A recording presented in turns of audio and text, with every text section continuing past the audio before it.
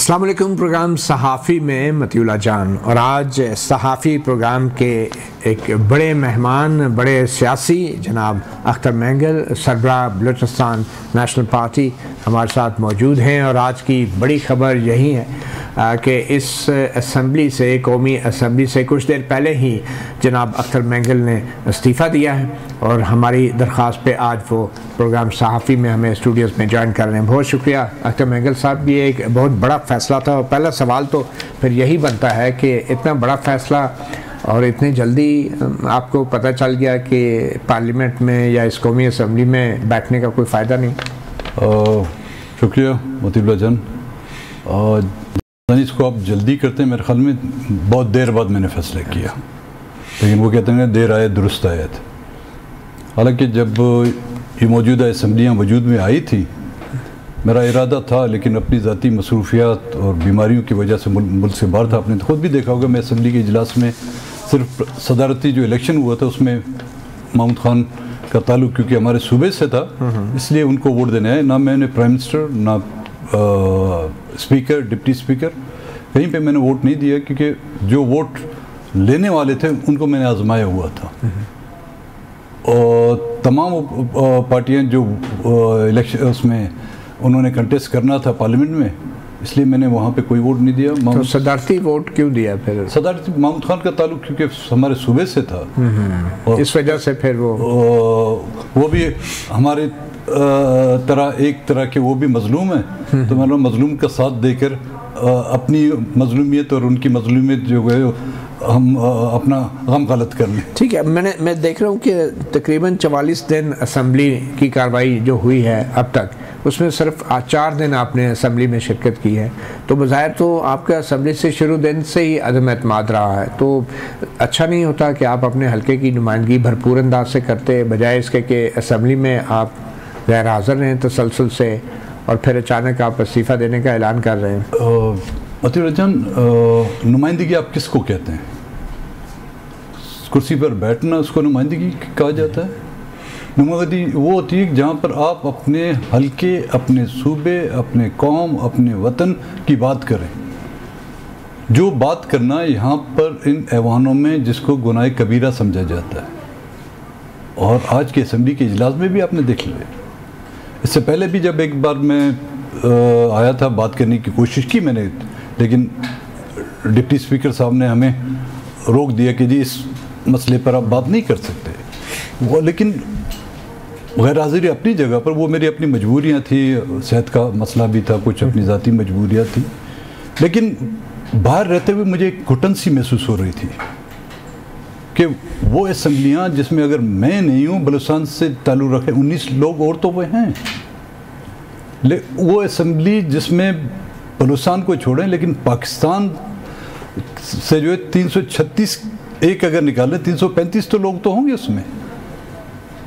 क्या उनको बलूचिस्तान की एहसास से महरूमी या बलूचिस्तान में होने वाली ज़्यादतियाँ नज़र नहीं आ रही?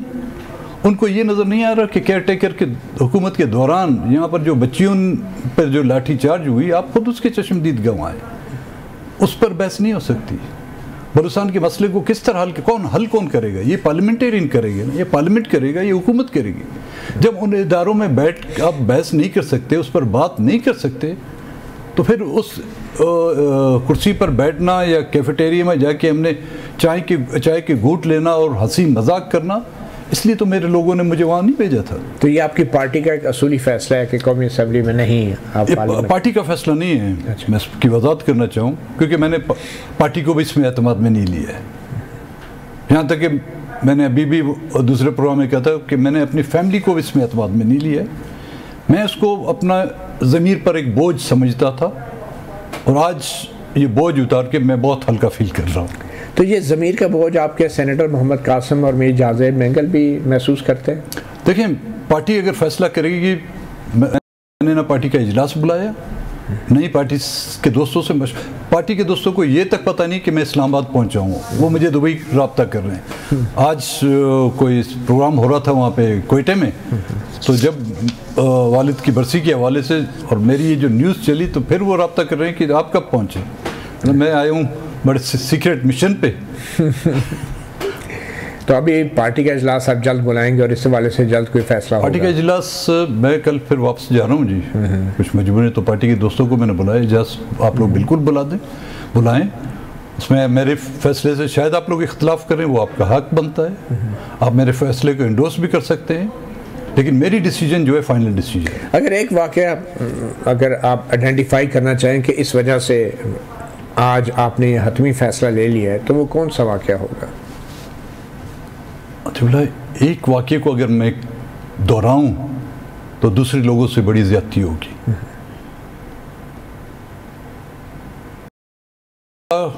किसी महीने का कोई एक दिन बताएं जिसमें हमारे लोगों के खिलाफ पे जो है ज्यादतियाँ नहीं हुई हैं। कोई हफ्ते का कोई एक दिन बताएं मुझे, कैलेंडर में कोई एक तारीख उसको मार्क करें कि इस दिन पे ये ज्यादतियाँ नहीं हुई हैं, तो मैं बिल्कुल आपको फिर उसकी तफसील में, कोई ऐसा दिन नहीं गुजरता। लेकिन अहमियत उस बलूचिस्तान की हमने देखी जी। पार्लियामेंट में मैं रह चुका हूँ गुज़िश्ता जो 2018 का, मैंने उर्दू में बात कर रहा था मैंने हाँ, ये होता कि जो मैं बलूची में बात करता या इब्राहिमी में बात करता, इनको समझ में नहीं आती। उर्दू में जब बात करता था वो बातें उनको नागवार गुजरती थी, और उस वक्त मुझे कहा जाता था कि जी आप ऐसी बातें करेंगे तो आगे आपको इलेक्शन में मौका नहीं दिया जाएगा। तो इस दफ़ा आपको मौका दिया गया?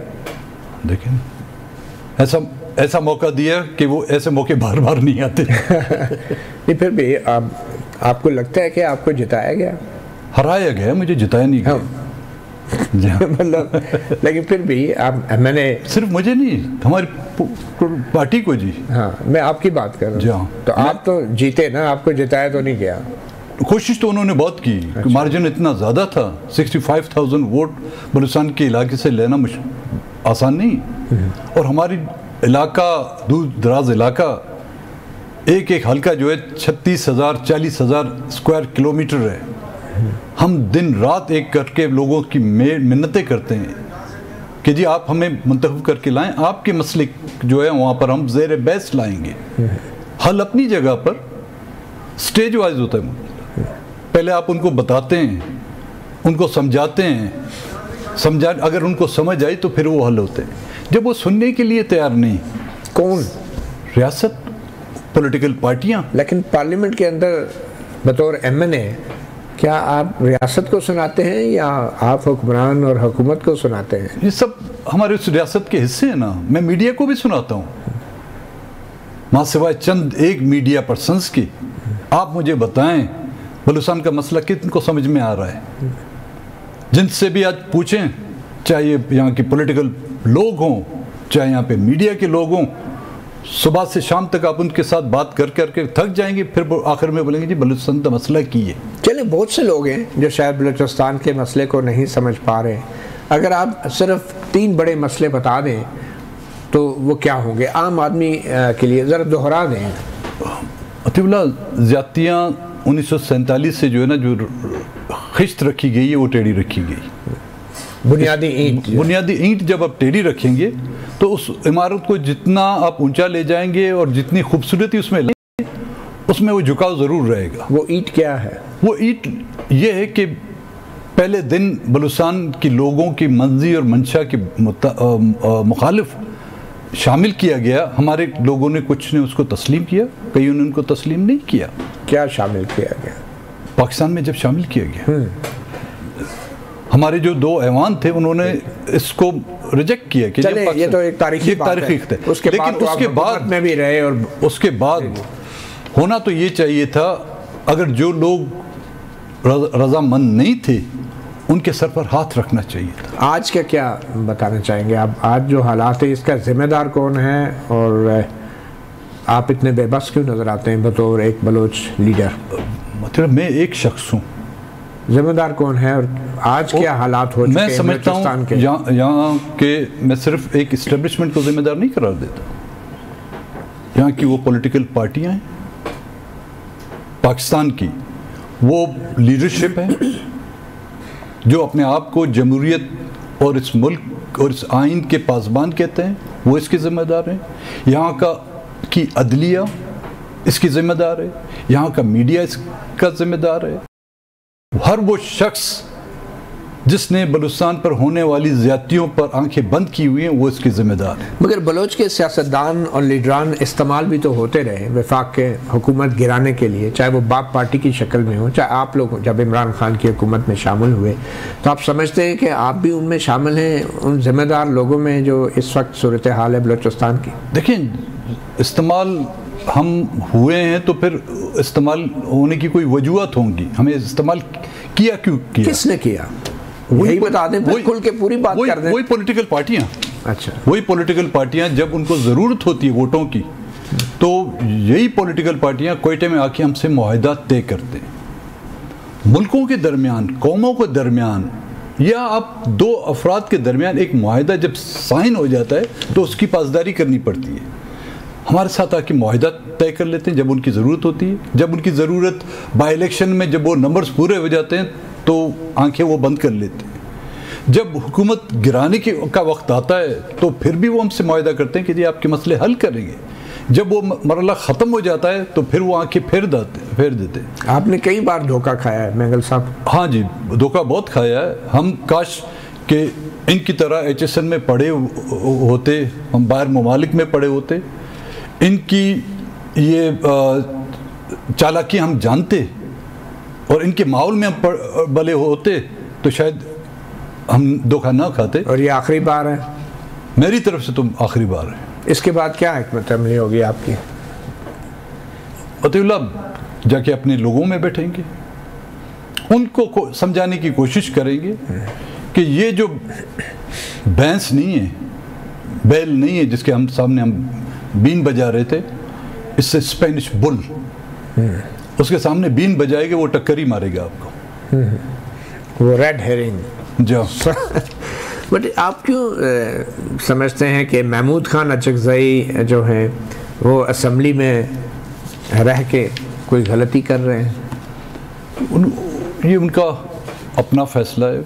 बाकी जितने भी बलोच लीडर हैं वो सब गलती पे हो सकते हैं, और एक अख्तर मैंगल जो है कौमी असम्बली से इस्तीफ़ा दे के दुरुस्त फैसला कर रहा है। उनका शायद सब्र का पैमाना मुझसे ज़्यादा बेहतर है, मैं शायद ना सब्र हूँ, लेकिन मेरी ये नासब्री और ये एतमाद का चकनाचूर होना ना, वो भी बेमायनी नहीं है। उसके पीछे भी वो हालात हैं जिसने मुझे इस स्टेज पर लाके पहुँचाया।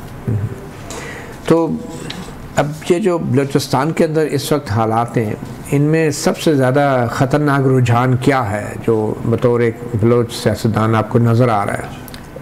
फिलहाल हमारा बलूचिस्तान का अब अबाउट 75% जो पॉपुलेशन है, 75% उसमें से बिलो 30 ईयर्स है, 30 साल से कम उम्र के नौजवान लोग हैं। और नौजवान तो वैसे ही जज्बाती होते हैं। हम बलूचों पे तो वैसे ही इल्ज़ाम है ये कि ज़्यादा जज्बाती हैं। बलूचिस्तान का नौजवान पहले वो नौजवान नहीं है जिसने गांव में अपनी ज़िंदगी गुजारी है। आज का बलूचिस्तान का नौजवान आपके इस्लामाबाद के इंस्टीट्यूशन में पढ़ा हुआ है, आपके कराची के तालीमी इदारों में पढ़ा हुआ है, आपके लाहौर और पंजाब के मुख्तलिफ इलाकों में उन तालीमी इदारों में पढ़ा हुआ है। इतना क्रेडिट तो आप इस सिस्टम को देंगे? ये उनका एहसान है हम पे कि हमें पढ़ने का मौका दिए, क्योंकि वो उनका नारा था क्या कि दुश्मन को बच्चों को पढ़ाओ, बच्चों को पढ़ाना। हाँ, चलो दुश्मन समझ के हमारे बच्चों को पढ़ाया। तो ये बलोच नौजवान क्या सोच रहा है? देखिए, बलूच नौजवान जब उसने ये मुल्क देखा और मुल्क के हालात देखे, पढ़ा लिखा, उसने अपना नफ़ा और नुकसान का जो उसको अंदाज़ा हो गया कि मैं कहाँ पे अपनी ज़िंदगी को वक्फ कर रहा हूँ, मैं किस दीवार से सर टकरा रहा हूँ, मेरा आने वाला मुस्तकबिल क्या है। और ये नौजवान आज का नहीं, ये कई अरसों से ये बात उनके ज़हनों में आती रही, और मैं समझता हूँ फिर इसका क्रेडिट भी हमारे हुकूमत को जाता है। कौन सी हुकूमत? सब हुकूमतों को, रियासत और बिलखुसूस उसके इदारों को, वो इदारे जिन्होंने आपको भी कभी उठा लिया था। तो ये लापता अफराद का मामला जिसका अभी आपने इशारा भी किया, क्या ये भी एक बड़ी वजह है कि बलूचिस्तान में इन नौजवानों का जिनका आप जिक्र कर रहे हैं और बड़ी तादाद में अवाम अब रवायती सियासत और रवायती सियासतदानों और रवायती जमातों से दूर होते जा रहे हैं? हम देख रहे हैं कि मारंग बलोच बड़े बड़ी रैलीज़ और जलसे कर रही है, तो आप समझते हैं कि आपकी भी ये मजबूरी थी असम्बली से इस्तीफ़ा दे के उन लोगों में जाने की जो बड़ी तादाद में एक नई सिमत अख्तियार कर रहे हैं, नए रास्ते पर चल पड़े हैं? बिल्कुल मतीउल्लाह जान, देखें मैंने पहले कहा कि ये जातियों में कमी आने के बजाय ये इनमें इजाफा होता गया, और न कि सिर्फ बलूचिस्तान में, लेकिन बलूचिस्तान के लिए आवाज़ उठाने वालों को भी नहीं बख्शा जा रहा था। जो कुछ यहाँ पे साफ़ी उठाए जा रहे हैं, इनका कसूर तो और नहीं है, उनको उठाने वाले कौन थे? चलो बलूचिस्तान के लोगों पर ये जी नहीं, ये अफ़गानिस्तान चले गए हैं, ये पहाड़ों में हैं। आप तो अफ़गानिस्तान नहीं गए थे, आप पहाड़ों पे तो नहीं गए थे, आपको बलोच मिलिटेंट्स तो उठा के नहीं ले गए थे, हामिद मीर पर गोलियां चलाने वाले बलोच मिलिटेंट्स तो नहीं थे, असद दूर को घर से घसीटने वाले वो हिंदुस्तान से आए वाले कोई फौज नहीं थी। सही, ये वो रियासती इदारे हैं जो आप की बातों को बर्दाश्त नहीं करते, तो फिर वो हमारे नौजवानों को किस तरह बर्दाश्त करेंगे? और इन्हीं की इन ज़्यादतियों की वजह से बलूचिस्तान के लोग, नौजवान अपने हमारे इस पार्लिमानी निज़ाम से और वफाक से जो है ना, बिल्कुल वो नफ़रत के उस हद तक पहुंच चुके हैं, और इस नफ़रत का बीज बोने वाले भी ये रियासत और उसके इदारे हैं। तो इसका हल क्या नज़र आता है? महमूद चकज़ई तो कहते हैं वो इस्टेब्लिशमेंट से भी ख़ास हालात में मुज़ाकरात के लिए तैयार हैं, तो आप समझते हैं कि इस वक्त सबसे ज़्यादा इस्टेब्लिशमेंट को एंगेज करने की ज़रूरत है? मतीउल्लाह जान, डेमोक्रेटिक कंट्रीज़ में तो आपको पॉलिटिकल पार्टियों से बात करनी होगी ना, otherwise let it declare as a martial law. Political पार्टियां कहती हैं कि जी हमारा बस नहीं चलता, हम बेबस हैं, तो फिर इनसे पूछे कोई, तो फिर आप नौकरी करने आए हैं क्या? अगर आप नौकर हैं तो फिर बिल्कुल इसको ऑफिशियली डिक्लेयर कर दें कि हमारे मालिक वो हैं, इसको डिक्लेयर कर दें आप, एक मार्शल लॉ है। अब ये बताएं, आपके क्या तवक्कुआत हैं, क्या मुतालबात हैं जो आपके, ज़ाहिर बात है हुकूमत से होंगे या वज़ीर आज़म शहबाज शरीफ या वज़ीर आला सरफराज बुगटी से होंगे? सब मैं ऐवान में 2018 से उनको समझाने की कोशिश कर रहा हूँ, वो समझ नहीं पाए। पता नहीं इस 5 मिनट की मेरी बातों को वो समझ पाएंगे, और पता नहीं वो भी एयर हो सकती है, नहीं हो सकती, उसमें मेरे ख्याल में चलनी चाहिए। कितने उसमें बीफ्स वगैरह आते हैं, समझना नहीं चाहते वो। कोई इसमें रॉकेट साइंस नहीं चाहिए, कोई इसमें अलजबरा। क्या मुतालबा क्या है सबसे अहम? बलूचिस्तान के लोगों को इंसान समझा जाए। और ये क्या शहबाज शरीफ से आपका ये मुतालबा है? शरीफ अगर उसके बस में है, हुकूमत अगर उनकी तो है। आपका ये मुतालबा आर्मी चीफ से है, किस से है? आर्मी चीफ से भी हमने बात की थी। मैंने 2023 जुलाई 2023 में शहबाज शरीफ साहब भी बैठे थे, उनकी काबीना के अरकान बैठे थे, उनके साथ भी बात की कि जी हमें जीने का हक दिया जाए और क्या सियासत करने दी जाए, मुदाखलत ना की जाए। जी हाँ, इंतखाबी अमल में मुदाखलत ना की जाए। बलूचिस्तान के लोग हैं, जिसको चाहें वो मुंतखब करना चाहते हैं वो मुंतखब करें। लेकिन आपके नज़दीक ये मुतालबा सिर्फ बलूचिस्तान का होना चाहिए? पहले था बलूचिस्तान को, लेकिन ये वायरस जो है ना, कोविड से ज़्यादा की तरह जो है ना, वो फैल चुकी पूरे पाकिस्तान में। चलें, बहुत शुक्रिया जनाब अख्तर मैंगल साहब, सरबराह बलूचिस्तान नेशनल पार्टी, सहाफ़ी प्रोग्राम को वक्त देने का। Wish you good luck. Thank you जी। नेक्स्ट सेगमेंट में चलते हैं, बात करेंगे पीटीआई और नून लीग के रहनुमाओं के साथ, और जो ख़वातीन रहनुमा हैं इनसे हम मालूम करेंगे कि पीटीआई के इस्टेब्लिशमेंट से मुज़ाकरात के कितने इम्कानात हैं और उनकी क्या तवक्कुआत हैं। एक ब्रेक के बाद।